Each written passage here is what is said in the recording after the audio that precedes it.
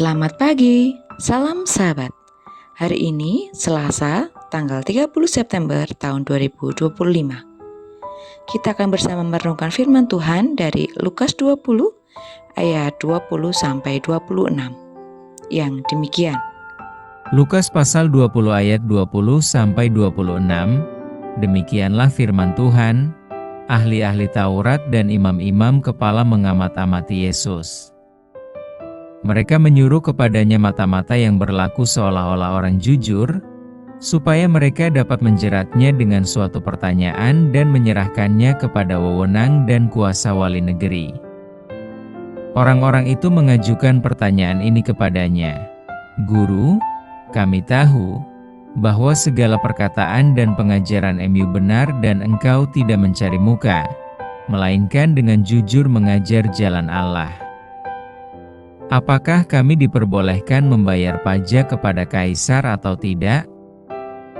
Tetapi Yesus mengetahui maksud mereka yang licik itu, lalu berkata kepada mereka, "Tunjukkanlah kepadaku suatu dinar. Gambar dan tulisan siapakah ada padanya?" Jawab mereka, "Gambar dan tulisan kaisar." Lalu kata Yesus kepada mereka, "Kalau begitu berikanlah kepada kaisar apa yang wajib kamu berikan kepada kaisar, dan kepada Allah apa yang wajib kamu berikan kepada Allah." Dan mereka tidak dapat menjerat dia dalam perkataannya di depan orang banyak. Mereka heran akan jawabnya itu dan mereka diam. Dengan tema cerdaslah atau hikmat. Apakah perikop ini tepat jika digunakan untuk mengingatkan orang Kristen harus membayar pajak? Ya, orang Kristen perlu membayar pajak. Tetapi, apakah harus mendapat pembenaran dari Alkitab? Masalahnya, apakah konteks perpajakan pada era ayat ini tulis sama seperti pada era sekarang?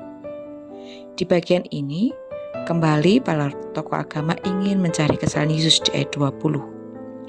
Orang Israel harus membayar pajak kepada penguasa Roma, dan jika menolak, mereka menjadi musuh Roma. Jika mendukung, mereka akan menjadi musuh rakyat Israel yang tertindas. Para tokoh agama ini menjebak Yesus.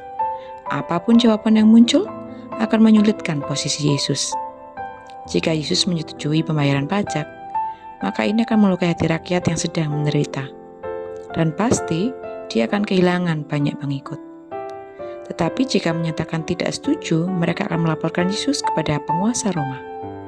Mereka bisa menggunakan tangan penguasa untuk meniadakan lawan mereka. Terlihat mereka berpolitik secara licik dan keji. Tetapi hikmat Yesus melampaui kecerdasan dan kelicikan mereka. Yesus pasti tidak menyetujui penindasan dan segala hal yang tidak baik. Secara retorik, dia menyatakan agar orang mengembalikan apa yang menjadi hak milik kaisar. Pertanyaannya, apakah uang hasil penindasan adalah hak kaisar? Yesus jelas tidak pernah menyetujui ketidakadilan. Dia berpihak kepada rakyat. Tetapi pernyataan Yesus juga melepaskan dirinya dari tuduhan melawan kekuasaan Romawi. Lebih unik lagi, Yesus menyatakan untuk mengembalikan apa yang menjadi hak Allah. Yesus juga menyindir mereka, tokoh agama di perikop sebelumnya. Ia menggambarkan mereka seperti petani yang menguasai kebun yang bukan milik mereka.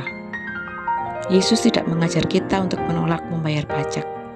Yesus menunjukkan hikmatnya untuk melawan orang-orang jahat. Sebagai umatnya, kita perlu mengasah hikmat kecerdasan kita untuk dapat menghadapi orang-orang jahat yang dalam relasi selalu memiliki tujuan menyakiti sesama. Mari bersama kita berdoa. Tuhan Yesus, di pagi yang cerah ini, terima kasih untuk hikmat baru yang Kau berikan bagi kami. Mampukan kami Tuhan untuk memakai berkat anugerah-Mu dengan berhikmat, memberi kepada orang yang tepat, dan membayar pajak dengan bijaksana. Mampukan kami Tuhan untuk boleh memiliki hati dan mata yang hanya tertuju padamu, sehingga apapun yang kami miliki, itu bisa dipakai untuk melayani sesama, sehingga kemuliaan-Mu saja yang boleh dinyatakan.